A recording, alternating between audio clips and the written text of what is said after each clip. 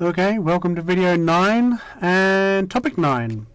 The citizens of Anawari lack any sense of community. They only think of themselves. Discuss. What do we have here? We have another absolute. They only think of themselves. So we should already be starting to get some sense of how this question's going to go. Okay, so let's have a look at this. The citizens of Anawari lack any sense of community. They only think of themselves. Now, this is interesting because there's a section in the author's note that talks about this. That there is a fierce capitalism, a fierce competition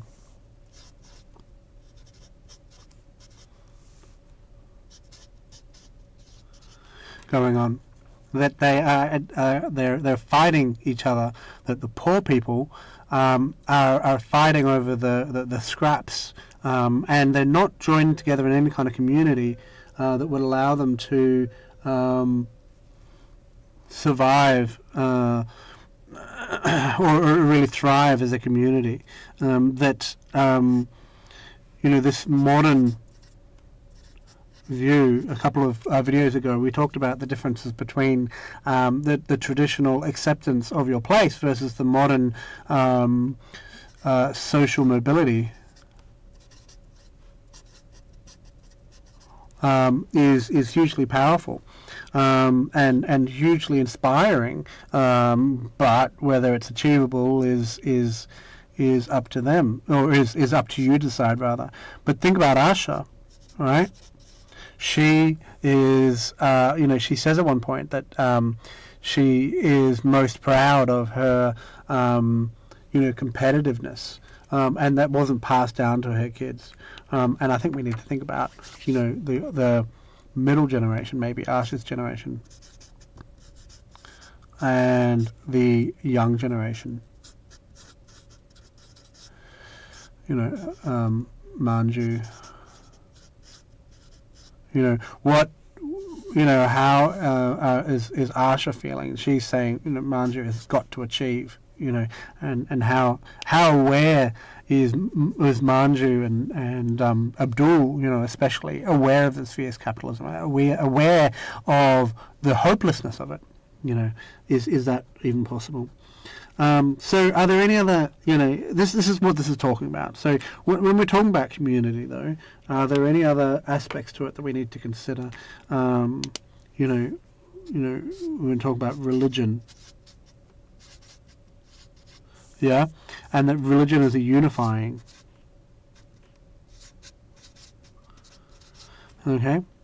factor. And we can see this when after Fatima put the Husseins in a trap, Kekashan still went to the funeral and still gave the burial cloth. It's still a unifying factor, despite them really disliking each other. It was the connection that kept them together, but it was also a dividing factor. After the terrorist attacks, they were really worried that as Muslims in a Hindu environment, that they would be persecuted, and to a degree that was true. It wasn't as obvious as they were worrying about, but it is true, right? There is also where am I going to go? I'm going to go over here, I think. Traditions.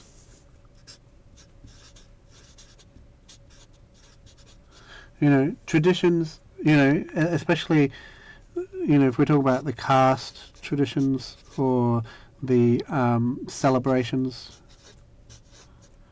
they still celebrated these traditions, right? They still celebrated the kind of national aspect, right? In what sense isn't it true? I think it's important to think about Anawati itself, right? Did anyone really consider themselves to be permanently Anawatian? Were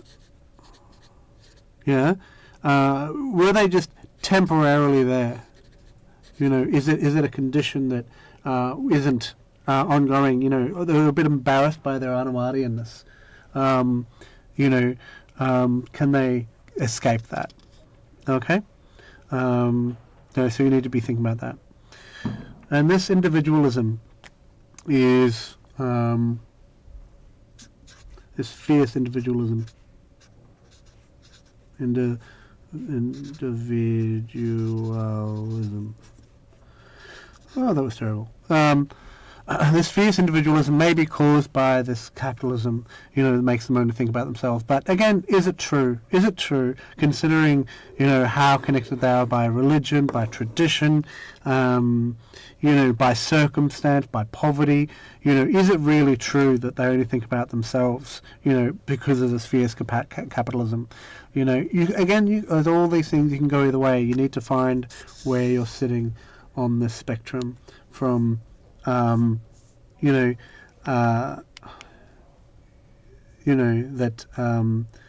they are individuals completely and they are a community. Don't go too far in any one way. Don't say, oh yes, they're absolutely unified in their religion and traditions, and don't say no, they're all individuals because of this fierce capitalism and the fact that they're whatever else. You have to come up with a statement that encompasses it all.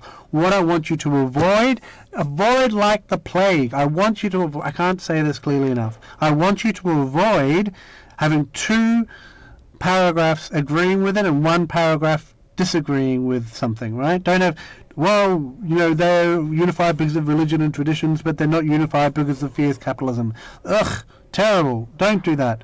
What you need to be doing if you want to go for somewhere in the middle, you need to be coming up with a single statement. A single statement that encompasses everything. That fierce modern capitalism, that you could even go old versus new, right? That the old traditions and religions are what held them together, but they're being driven apart by modernism. That would be a good statement. And then you can start to talk about the different facets of that and why we're kind of somewhere in the middle here rather than here or here. Yeah, just don't do the 1, 2, but 3, kind of, I'm going to work against myself kind of notion. Try to figure that out. You need to kind of, thread the needle, as it were. Okay, have a look at the exercise below, and good luck.